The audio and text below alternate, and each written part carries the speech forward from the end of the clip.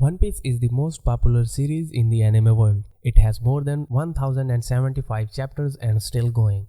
Hello and welcome to the Baka Sensei, where we discuss all about anime and manga. Today we are diving into the first 100 chapters of the One Piece series. So let's get started. But before we start this video, please consider subscribing to my channel and like this video. It will help my channel to grow according to the YouTube algorithm. The first chapter of the One Piece sets the stage of the entire series. We are introduced to a young boy named Monkey D. Luffy who dreams to becoming the Pirate King. He is inspired by the pirate named Shanks. Luffy wants to join Shanks, but Shanks refuses and says he is just a kid and can't do anything on the sea. Luffy got angry and eats a devil fruit in frustration that gives him the power of stretch like rubber but also takes away his ability to swim. After some time, Luffy got kidnapped by the bandit. Shanks and his crew fights back with bandits. The boss of the bandits uses smoke screen to escape and he took a boat and sail away from the port. He threw away Luffy in the sea. A sea monster appeared and ate him and destroyed his boat. Shanks saved Luffy's life, but Shanks also lost his arm. Luffy promised Shanks that he will become king of the pirates someday. After seeing determination of Luffy, Shanks gave him his hat, saying that this hat is dear to me. Once you become strong, return the hat to me. After 10 years, we see Luffy setting off his journey to find One Piece and becoming the Pirate King. Luffy setting off his journey and already encountering trouble. He meets a group of pirates led by the Lady Albedo who enforces his crew members to work under her. He also meets Koby, a young boy who dreams of becoming a marine someday. Luffy easily defeats Albedo and takes Koby under his wings and set off to find a crew for his journey. Koby mentions about pirate hunter Zoro, who is a swordsman and uses 3 swords to fight. Luffy and Koby arrives at the marine base where they encounter Captain Morgan, a corrupt marine who has been abusing his power. Luffy also meets pirate hunter Zoro, who was imprisoned by the Captain Morgan. Luffy asks Zoro that he will help him if he agrees to join his crew. Zoro agrees because his dream is to become world's strongest swordsman and he promised someone that he will not die until then. Luffy frees Zoro. Both of them defeats Captain Morgan and his son and earn the respect of the Marines there. Luffy shows the Marine that Koby is not their friend, so Koby can join Marines without any circumstances. Luffy and Zoro leave the Marine base and search for another island. Luffy and Zoro stumble upon Captain Buggy's island. This guy used to be a part of Pirate King's crew, but now he is working alone.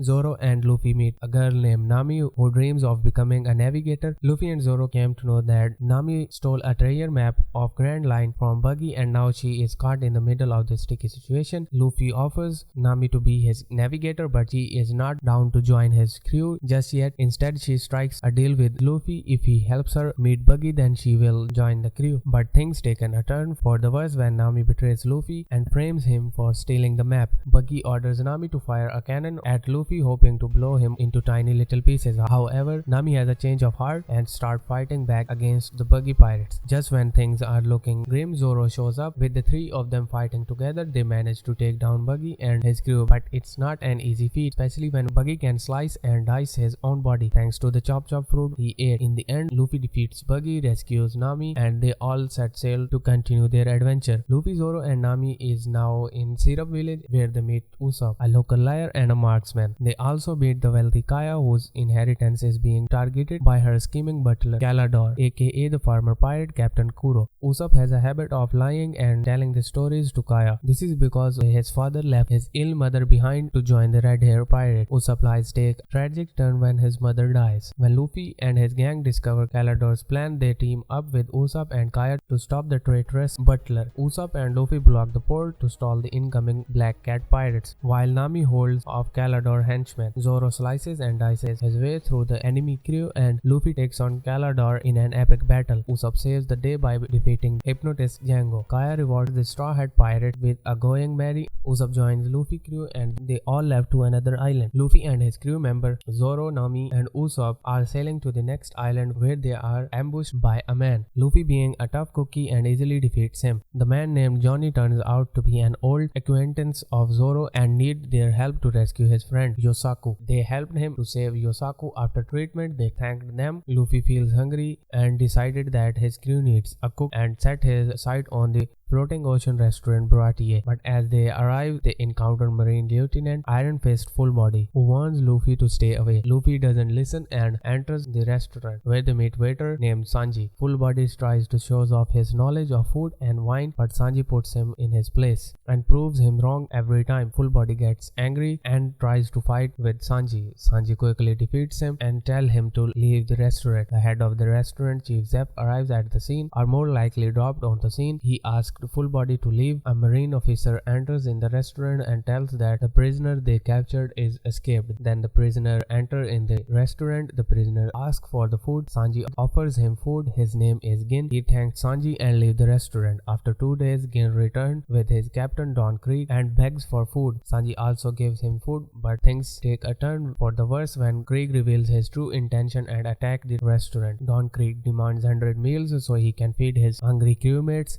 Sanji agrees to the task, but the other chefs attack Don Krieg when they discover that his body is made of steel armor. Don Krieg starts attacking everyone in the restaurant, but the owner of the restaurant, Zeff, appears with the 100 meals and asks Don Krieg to take them to his men and feed them. Don Krieg hears Zeff's name. He realizes that Zeff is the Red Leg Pirate and demands that Zeff give him his logbook. Zeff refuses and Don Krieg leaves with the meal, promising to return. After the crew of Don Krieg finishes eating, they start attacking the Bratier restaurant, but the ship is suddenly split into two. Johnny and Yosaku tells Luffy that Nami stole their ship. Luffy insists that they need Nami as their navigator and decided to go after her. Zoro realizes that the world's greatest swordsman, Hawk Eyes Mihawk, is here and challenges him to the fight. Zoro loses the fight and asks Mihawk to give him a scar on his chest instead of his back, which is considered shameful for a swordsman. Mihawk acknowledges Zoro's desperation and tells him to become stronger before seeking him out again. Meanwhile, the fight between Don Krieg and Luffy begins, and Sanji fights against Pearl, Don Krieg's right-hand man. Both Luffy and Sanji emerge victorious, and Sanji thanks Zeff for saving his life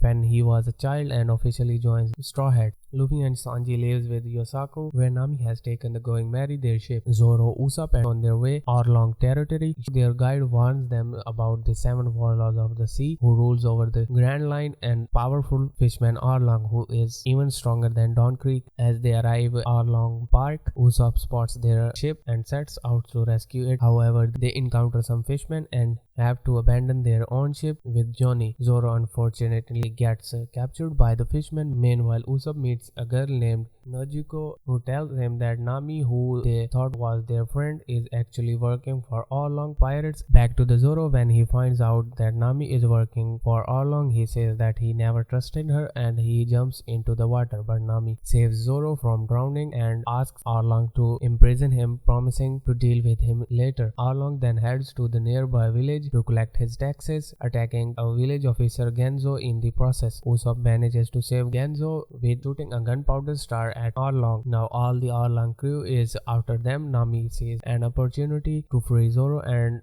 takes it. She asks him to leave before Arlong returns. Then she goes to visit her mother's graves. However, Zoro decided to stay and fight all the fishmen in the Arlong Park instead. After the battle, Zoro arrives at the Kokoyashi village to find Usopp, but the people of the village told him that he got captured by the Arlong pirate. When all the Arlong crew returns to the stronghold, they are shocked to find everyone is knocked out. Nami sees Usopp, then attacks Usopp, claiming that she will be the one to kill him. Johnny witnesses the incident and rushes to tell Zoro, who has now been joined by Luffy, Sanji, and Yosaku. When Johnny tells them that Nami killed Usopp, Luffy refuses to believe it. Nami arrives at the scene and asks everyone to leave, but they refuse. She leaves them alone and goes back. Eventually, Usopp finds the crew and tells them the truth about how Nami had actually injured her own hand to save him. And Nami's sister Nezuko then explains that Nami has been interested in making a map of the world since she was young. They had both been orphans before Bellemere took them in. Bellemere had been a mercenary before she decided to raise them as her own, but the village was soon attacked by the Arlong pirates. Arlong demands money from the villagers, saying that it was the price they had to pay to live. When he arrived at the Bellemere's house and saw that the table was set for the three, he demands money. Bellemere attacked him but ended up injuring herself, and she gave him the money, saying that she had just enough to save the children. Arlong then killed Bellemere in front front of Nami and Nezuko. He took Nami with him, promising to free the village if she paid him 100 million, and Nami now had gathered 93 million, but the Marines took everything, claiming that the money belongs to the government now because you are a thief. Nami finds out that Arlong was behind this attack. She gets angry. She charges towards Arlong Park. On the way, she sees all the villagers ready to fight for their safety and Nami's. But when Nami tried to stop the villagers, they didn't listen to her. They were determined to protect her even if it meant risking their own lives. So Nami was left alone and crying until she asked Luffy for help. Luffy gave Nami his head and replying that Straw Hat crew will bring down Arlong Park. They busted through the door and demand to know which one of them was Arlong. Luffy attacked Arlong while Zoro took a chance. Sanji fought Kurobi and Usopp tried to outsmart the crew, but things didn't go smoothly. For the crew, Luffy ends up stuck underwater holding his breath until Genzo and Nojiko came to his rescue. Zoro defeats Hachan and tries to save Luffy. Sanji stops Zoro and dives into the sea to save Luffy. Kurobi says he is a fool. Fishmen are more powerful in the water. Sanji defeats Kurobi. Usopp defeats Shu by fooling him. Arlong defeats Sanji and Zoro, who are already injured because of the previous fight. But Sanji says Luffy is free and he will defeat you. Luffy is now free and the fight between Arlong and Luffy resumes. The battle between Luffy and Arlong continued until they end up in the very room where Nami was enforced to work and she had spent her childhood drawing maps. Finally, Luffy had enough. He destroyed the entire Arlong Park building, knocking out Arlong and ending his vision of terror. A Navy captain who previously took the treasure of Nami returns to the scene and demands that to give him Arlong treasure. The brave villagers of Kokoyashi village made Nezumi and forced him to return Nami's stolen treasure before giving him the rare hospitality. Nezumi was in turn causing trouble. He contacted straight to headquarters to report the Straw Hat Monkey D. Luffy as a threat and even suggested putting a bounty on their heads. Everybody celebrates the victory. At night, on the next morning, Nami joins the Straw Hat and leaves the island. On the way to the next island, Nami purchases a newspaper and discovers Luffy now has a bounty of 30 million. Upon arriving at